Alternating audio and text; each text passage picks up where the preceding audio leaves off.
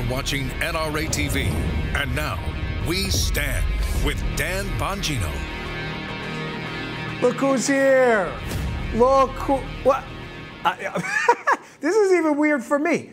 I'm looking at myself, and that's why my eyes are pointed down right now. I know I should be looking at the camera. I get it, guys. I'm not like screwing this up. But I'm looking at myself on the screen right here and a little bit freaked out. That is not a fake image. I am actually in the Dallas NRA TV studio. This is the famous Grant Stinchfield seat, which I've stolen. Grant, I can see him on the monitor. He's not talking yet. We're going to bring him in a second because it's my show. And I bring him in when I want. And I basically told him he has to keep his soup cooler shut for a few minutes while I steal his seat. Denise, producer Denise is here. Yeah. Tammy walked in. We got everybody. It's like a party in this joint. I love it. My wife's even in the studio. We got Tammy ducking lights around here. So this is great. A little surprise show for you today. We weren't sure we were going to be able to pull this one off, but I flew out to Dallas for the convention. Want to make sure I did it. We love best ofs. We have a lot of good content, but I want to be sure I got into the studio live for you today. We have a lot to talk about, so let me not waste any more time. Let me bring Grant in because Grant is actually in the other room, which I love. He's here. I just saw him like 2 minutes ago. He just got out of the gym. How you doing there, Daddy-O? I left a lot of charisma behind in that seat, so this should be a great show for you today. I know. It's contagious. I can feel it. It's all over the walls and everything. You're good, Tammy. Go right ahead. That was the Dan Bongino show. We do things different around here, don't you? That's right. Yeah. Hey, so listen, we're here at the convention.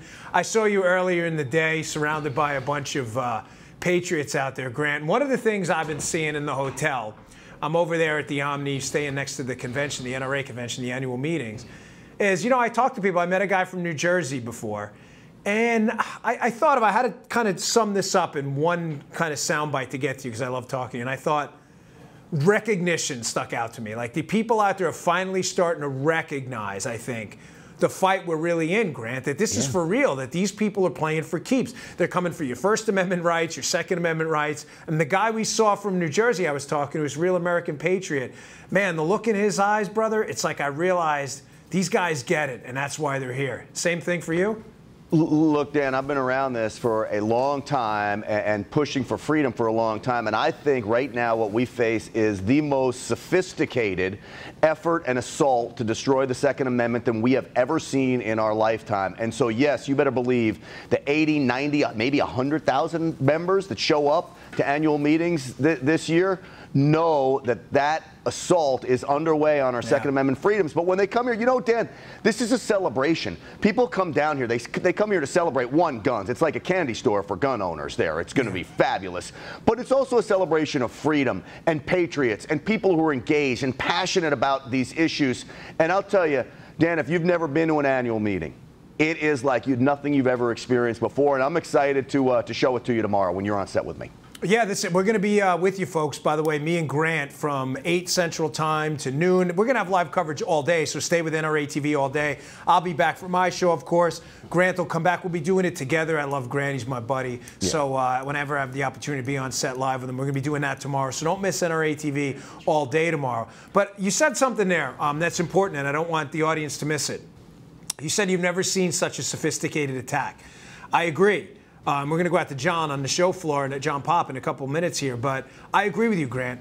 This is not just a legislative fight anymore. Listen, the NRA has been at the forefront of this for a long time, understanding that there are people who want to legislate your rights away. We get that. The organization's got that for a long time. I think what I saw amongst the people I've been talking to at the convention is now they understand what you just said. The sophistication's grown beyond just the legislative arena, Grant. It's an economic fight with these ridiculous, absurd boycotts against, by the way, legal gun owners who had nothing to do with any of this stuff. Legal, law-abiding companies that do business with gun owners. It's a culture fight, painting us out to be, baby killers. You've seen this stuff on Twitter, on your account. I've seen it on mine. Yeah. This is a sophisticated, multifaceted, 30-front fight they're waging against us, but the public's starting to get it. I appreciate you saying that. Yeah, look, we have had an explosion of new members in the 2 months since Parkland, and we are seeing now a rise in people wanting to come join the NRA. And Dan, the NRA was known and still is known as the premier firearms organization that's going to fight for your right to keep and bear arms. But the NRA has also stepped up the game as far as now we are the premier organization in this entire country when you talk about fighting for freedom. There is no other group out there. There is no other organization that can say its members are out there on the front lines like the NRA when it comes to fighting for freedom in this country. The assault isn't just on the Second Amendment, by the way, Dan. You know this. Yeah. The assault is on all of our freedoms. And so it is up to all of us to push back. And we do it with the truth. We do it with places like NRA TV. We do it on your show, on my show. And of course, people at home do it every day at the dinner table and at work and out in public. And it's that kind of thing that we have to come together. And I think what you're going to see at annual meetings is people coming together and really celebrating that pushback against the left that wants to rip this country apart. Yeah, a couple things. Can we bring in John? Denise, are we good on the show floor? Yeah, John, can you hear me? Yes, sir. How are you, Dan? Look at the shirt. We're both rocking the We Stand shirt. Look at that. Yeah. But Dan, how come I don't look like you when I wear this shirt? I thought I would look like you when I put it on. That's why I wore it. Listen, I compliment. I appreciate it. But I beat myself up trying to look like this. Sometimes I wonder if I should just be in Five Guys eating burgers on Friday and throw it all to the wind. I can't even move my damn shoulders anymore. So ultimately, everyone else gets the last laugh at the end of the day. Hey, listen. So I pitched out to Grant and Grant made a great point about, John, how this Second Amendment fight now has gone beyond the legislative realm. I mean, you and I and Grant are used to this. You know, every time something happens with some maniac using a firearm the wrong way, legal firearm owners take the legislative fight. You know, they want to ban our gun rights. They want to take away the Second Amendment. But now it's gotten so sophisticated, John, this is really getting disturbing. These boycotts, the economic pressure on law-abiding gun owners, on banks not to do business with people. This is utter insanity. And I think what I've seen amongst people out there in the population is, especially the people at the convention who I've been talking to, is they're finally starting to get it, that these people are relentless and they're never going to stop. Right, and relentless is the perfect word, Dan. If they can't get it done legislatively, they go to the courts. They can't go to the courts. They're doing boycotts economically. They're going to social media. They're going anywhere they can to go after gun owners, becoming much more aggressive and much more on the offensive to go after, quite frankly, legal, law-abiding citizens. The people at this NRA annual meeting are the most patriotic group of legal, law-abiding citizens, and I've been to many of them that you'll ever meet. You know, John, one of the statistics I always put out there for people, I want you to digest this. CCW holders, concealed carry weapons permit holders, have a lower crime rate, John, than police officers. I didn't say that wrong. I mean, of all the people who commit crimes, I think you and I take for granted, thank God for our cops, on the spectrum of crime, of people who commit crimes, cops are at the absolute bottom. Concealed carry weapons holders, John, are below cops. I mean, how are we the problem? I don't get it. Yeah, we're not the problem. We're not the problem. They see, they see gun owners and the NRA as the problem. We're not the problem. Except when something happens, they immediately don't talk about all the other factors that contribute to one of these events. They just talk about legal gun owners, firearms, and the NRA. That's all they do. John, I want to come back to you in a second, but I want to throw a question to Grant here quick. Grant, you're not blowing your nose or anything, are you? All right, no, good. I'm Grant's good. ready. I can see him on the camera because I have his seat. I just totally fleeced his studio. So today I want to give kind of a shout out to a company out there. I read a story that was fascinating today, and I know you met one of the executives earlier today. Hornady, which is an ammunition company. Son. Yeah, the founder's son. By the way, they make I think Critical Defense is here. I love it. It's one of my favorite rounds. Hornady, they finally, not finally, they've been in this fight a long time, but Hornady gets it. New York State's been involved in this ongoing sophisticated attack against the Second Amendment, and Hornady came out today and said, listen, we'll sell to civilians in New York and Second Amendment supporters, whatever you want, but we're not going to sell our ammunition anymore to New York State government officials who want to take away your right to defend yourself. And Grant, and I want to get John's reaction afterwards, I say, kudos to you, man. A big, hearty, robust bear hug. Like, thank God people are starting to get this. Like, we have to start fighting back, or this Second Amendment, as we know, it's going to disappear through the sophisticated attack you mentioned before. Think about this, Dan. I'm sure the state of New York, it's a big state, buys a lot of ammunition from Hornady. But Steve Hornady, the son of the founder, who's now the son, Steve, is probably in his 70s and still passionate, gave a great speech that I heard today, and then I met him afterwards. He said, look, this is the right thing to do. You've got New York State waging a war against gun owners. He says, we're not going to take part in that war. We're not going to allow it to happen, and there's going to be some pushback. He said, I'm not telling other companies to do this. He says, I just thought from my company, it was the right thing to do. And when you see more and more people doing things like that, the right thing to do, I think of Barrett Firearms. Barrett Firearms 15 years ago, when California put their assault weapons ban in and all that, they said, you know what, we're not selling you, and we're not going to fix your firearms for your state agencies either. It was a similar move that Hornady's doing now. Between Barrett, between Hornady, you got leaders like this, really strong leaders in the firearms industry that are standing up to the left, standing up to politicians in left-wing states. And that's what it's going to take. And I salute them because it is money out of their pocket, but they believe in this nation more than they do money in their bank accounts. Yeah, man. Amen, brother. And John, just your take on this, because with Hornady, here's my perspective. Right? You have this patriotic, law-abiding American company. It provides jobs and provides a critical service, John, to the American people. It provides high-quality ammunition to our cops, our federal agents. I don't even know the extent of their contracts. I'm not interested. It doesn't matter. But potentially to our military and to people who want to defend their families. They've done nothing wrong. The fact that a product is occasionally misused, John, applies to every product. I mean, there are people who blend up, protein shakes and mistakenly stick their hands in the thing to get the banana peel out. I mean, what does that mean? We're going to ban blenders? I mean, this is a company that has followed the rules and done the right thing, and their entire industry is being targeted. And I'm telling you, man, I think we're going to need more corporate stances like this from companies who say enough's enough. And Dan and Grant, it's encouraging when you see and it's from the CEO on down of an ammunition company or a gun manufacturer step up, and I've seen it getting better and better over the years, and realize that they're part of this fight too. And I tell everybody, no matter what you ever use a firearm for self-defense, for sporting purposes, for hunting, then you've got skin in the game to protect the Second Amendment, and a lot of people are starting to realize that. They are. Hey, John, thanks a lot for joining us. We're going to go back to Grant. We'll see you on the floor tomorrow, right, John?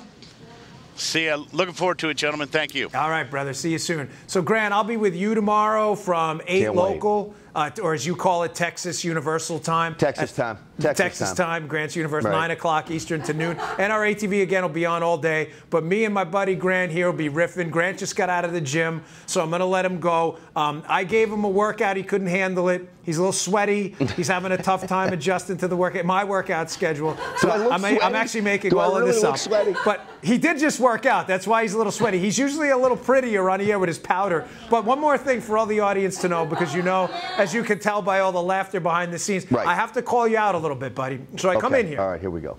Here we go. You know I'm very greasy, right? I just am. Right. My skin's greasy. You can say I'm a little oily now. So, of course, my wife, who's my better half, is always looking out. She's like, before you go on the air, you have to wipe your face down, which I'm greasy already. So producer Denise, who we all love, says, oh, we got this taken care of. Don't you worry. Grant has these face wipey things over there.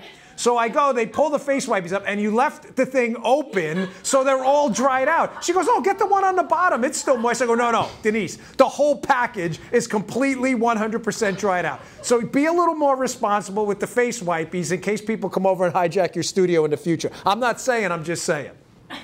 I think it was Cam Edwards the last time he used the studio. I'm pretty sure. When was the last time Cam was in this? This is like your studio exclusively. Yeah, never. Yeah, like ever. Give me a break. Been in there. Hey, man, I'm looking forward to coverage with you tomorrow. We'll be together all day. So you and I always have we haven't been together on set since CPAC, so I'm sure we'll have a lot to talk about.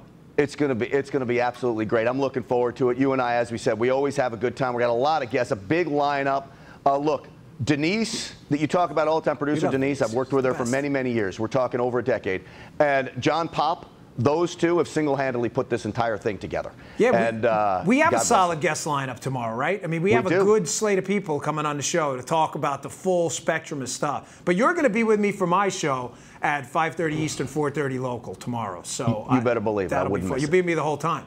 So we'll tear it up a little bit, as we always do. Hey, man. Go recover from that workout I gave you. I know it was tough. All right. It was easy for me.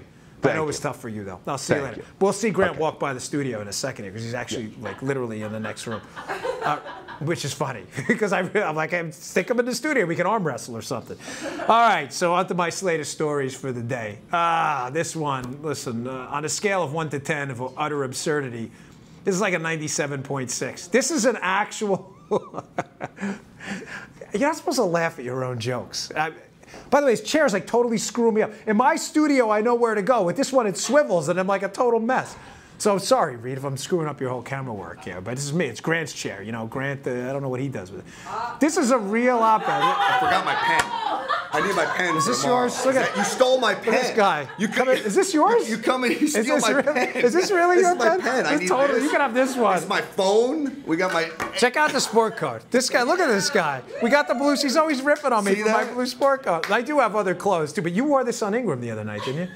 I did, yeah. Yeah, it's a sharp-looking coat. It's actually tailored, I can tell. The reason I wore it on Ingram, it's the only blazer I own. Is this a custom shop? It's not the only blazer I own. No, it's.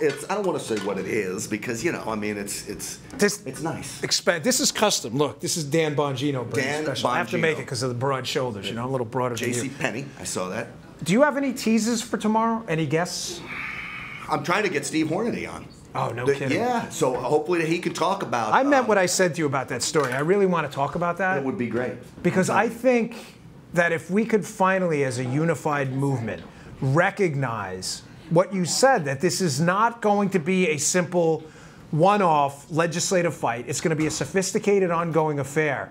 I think it would be absolutely critical for all these companies to get together and say, you know what? I'm sorry, we're not doing it. Not today. I said on my podcast today, not on our watch. That's right. And then you put the screws to them, and they got to change. I actually pitched to my listeners today. Again, they're not an advertiser. They have nothing to do with my podcast at all. But I said to my listeners today, it is up to us. And I mean this. I know we dick around a lot, but can I say that? Yeah. Do you guys have a buzzer? I've never said that. I've never said that on air before. But, sorry, it's a family-friendly. My wife hates when I do that. But once in a while, I'm sorry, I slip. But I mean it. It is time for us to recognize this fight and to start to support the companies that are willing to get in this fight with us. And I don't just mean on this issue either. I mean like other companies that have resisted boycotts too, that have said, you know what, we believe in free speech. And I said on my show today, go out and buy a box of Hornady. I don't even care. Absolutely. It's true. I don't get anything from. Do your own thing, folks. So they call it. They called me. Do you see this? They called me the Billy Mays of the gun industry. This is what the latest. You know who Billy Mays is? The infomercial guy. But wait, there's more. Yes. Yeah, that's what they called me. But wait, there's more. I've never sold anything relating to guns on this program before in my entire life. But I'm going to tell you right now, go out and buy a box of Hornady ammunition. I'm going to pick up a critical defense for my Glock 43 when I get out of here. So, you got to show it. I'm going to let you go. Good to see you. I'll see you in the morning. It's always been fun. Look, I wasn't kidding when I said he was in the next room. Is this really yours? I wasn't messing with you. I told you he was in the next room. We weren't kidding. He brought him in. Next time we're going to do listen, if anybody from the executive crew is listening, next time we got to stick him right here. Me and him will tear it up like a tag team match. All right, back to my wifey story because it's a good one. This is a real op-ed. Sorry, I had to look at the time here. I usually have a clock right in front of me. This is a real op-ed, and I forget the woman's name. Stadmiller is her last name or something like that. Can you guys read that? Is it up? Yeah. Throw that up on the screen. I'm going to frame you up again. Oh, Mandy Stadmiller, that's her name. This is a real story. The term wifey is sexist and infantilizing. When can we finally get rid of it? Guys, before we get to this, we have some video here, of people using this term frequently. I want to explain to you quickly what's going on here so you understand that this op-ed piece was not an accident. There is an ongoing, very sophisticated culture war going on as well. That culture war, I guess the best way to define it is the left creates cultural red lines. And by cultural red lines, I mean lines you should never cross, things you should never say. Now, I was talking about this a little earlier with a friend and on my podcast. There are things we all agree on for that cultural red line. There are things that just make sense. Don't judge people by the color of their skin, by their religion, by their sex. Don't call people nasty expletives and names. Treat your neighbor and treat your friend as you'd like to be treated yourself. We all understand these basic cultural rules that we operate by, right? Makes sense. The red lines are don't cross that. Don't treat people as you would want to be treated. Don't, God forbid, use some of these derogatory terms for race. We just don't do that. Everybody gets that in a society, a polite society, and a civil republic, that we shouldn't be doing this stuff. But why does the left keep taking that red line, right? So they have this red line. Let me draw a line for you here for the left. They have this red line, and here's what they do. They keep moving it and moving it and moving it. Why? Because they want more people to fit underneath this red line. Here, there's I'm wasting the ink in Grant's pen. They want to color it in and stick more people underneath that red line. So they keep moving it. Now the obvious red lines are no good anymore. you don't call women this term or that. We get that. But now they move it backwards and backwards and backwards because they have to fabricate a new class of victims because they are running out of victims. Because Republicans, conservatives, and people who generally believe in liberty agree with the radical far left that you should not judge people by the standards I just mentioned. And the fact that these episodes of mass racism, mass misogyny, mass transophobia, Islamophobia, istophobic phobophobia, I'm talking, of course, there are examples of this. Please don't, I'm not suggesting otherwise. I'm simply suggesting that it's not as rampant in an advancing, more pluralistic society like the United States that the left wants you to, it's not as rampant as they want you to believe it is. So they have to create new instances of you being the bad guy. So they create new terms that are off limits and they constantly move the red line back. This example of the term wifey, which is, I don't call my wife that. She's actually in the studio with me today. We have different names for each other, which I will not put out. She'll kill me if we put them out on the air. But they're terms of endearment. They're terms of love. I adore my wife, and I call her things for a very specific reason. Now, we both understand that. But there are, I guarantee you, a lot of people out there who've probably casually joked around and called their, or maybe they call their wife wifey. Maybe a wife calls herself wifey to a husband. Now, all of a sudden, you're a misogynist and you can't stand women? Do you understand what they're doing? This is a very sophisticated cultural attack these people are engaging in. They constantly move the barriers for acceptable conversation back and back to ensnare more people in this misogynistic, racist, homophobic trap they set for us all the time. This is not done in error. Now, here's a video just to show you we're not making this up. How just a few days ago the term wifey was perfectly acceptable. There was no problem with it at all.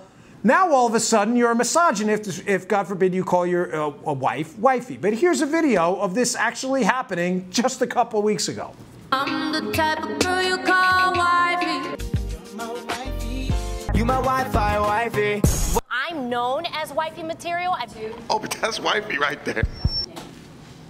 I mean, that's it. We pulled a number of different examples. Honestly, folks, we had kind of short on time today because we had Grant and we had John. I want to get an update from the floor. We could have played that if we had more time to put it together for probably 5 minutes.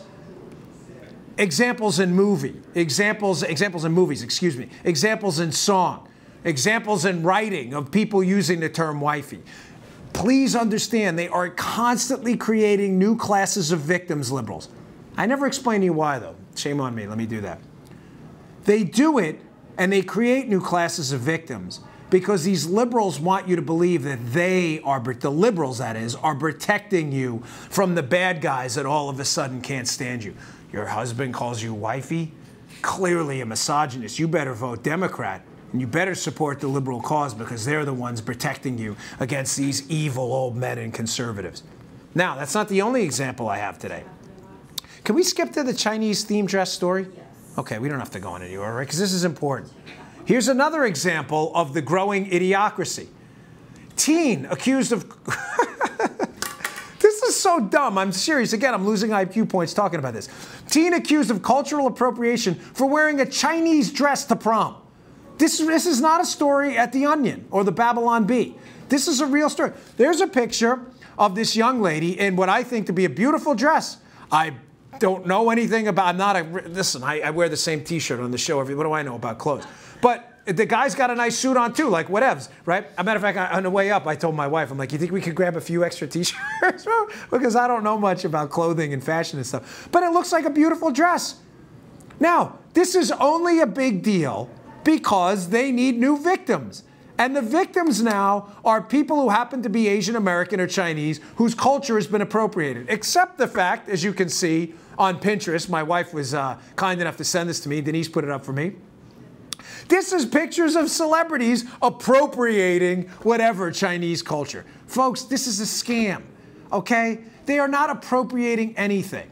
This young lady who wore this gorgeous dress to her prom clearly did so because she thought the style that was appropriated, according to these liberal buffoons, was beautiful and was flattering. This is complimentary. This is not an insult to Chinese culture. Now, liberals know this. Make no mistake. Liberals are not stupid. They act stupid. They do stupid things. Matter of fact, on the stupid scale, they're like a 99.5 out of 100 just about every day, but they're not dumb. The stupid things they do are always for a very sophisticated purpose. They need a constant tranche of new victims, because remember, the liberals are going to be the ones that are going to protect you against those evil conservatives. But in order to be the protectors, you need victims. So in the first case, the new victims, again, are spouses who are called wifey. In this case, it's people who dare to wear Asian-themed or Chinese-themed clothing. You clearly are attacking Asians and people from China. You are clearly attacking them, and who's going to come in and save the day? Liberal Superman. And it's really like stupid Superman, like Bizarro Superman. Remember Bizarro Superman? He was the really ugly, dopey Superman who did everything backwards. That's the liberal Superman who's going to come in to save you. They are not interested in saving you. They're only interested in creating never-ending new classes of victims. By the way, that was just 2 stories. I had about 10 of these today I covered on my other show. Sorry, I had to look at the clock. I got to keep myself on time. Usually it's clock being straight ahead. All right, last story of the day. You believe I got all these in? What do you think, Denise? Are we rocking it? All right, yeah, good deal. Yeah, I like that. I like positive feedback. You see that? I need that. I'm constantly like, people in the Secret Service, they used to tell us all the time, don't fish for compliments. That's total B. I fish for, I'm like this, fishing all the time. Trying to give me a compliment. So here, this story is just another, almost laughable, right? So Facebook is now asking, this, they said it was a mistake, by the way, but Facebook is asking people if posts are in fact hate speech. Ladies and gentlemen, this is not a mistake.